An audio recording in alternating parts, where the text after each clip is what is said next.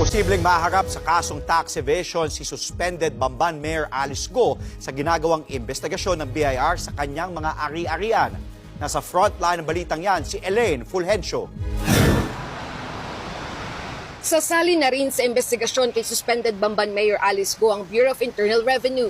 Inatasan ni BIR Commissioner Romeo Lumagi Jr. ang ahensya na makipagtulungan sa investigasyon ng Senado.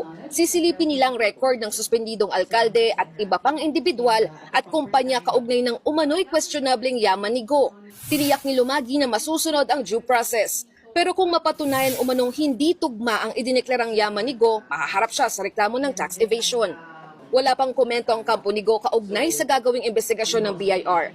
Pero una nang iginiit ng alkalde na bunga ng mga lehitimong negosyo ang kanyang mga ari-arian.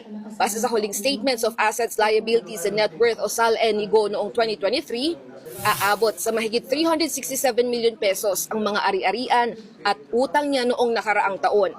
Kasama riyan ang siyam na properties sa Bulacan at Tarlac, mga dump truck, alahas, shares sa ilang kumpanya, pati ng helicopter na naibenta na raw niya sa isang British company.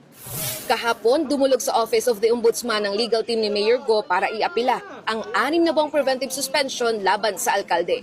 Inilabas ito ng Ombudsman para hindi maimpluwensyahan ni Go ang investigasyon sa umano'y pagkakadawit niya sa POGO operation sa Bamban. Dito rin sinabi ng kampo ni Go na bahagi ng perang ipinambili noon sa helicopter ay galing sa ama ng alkalde na may pabrika raw sa China.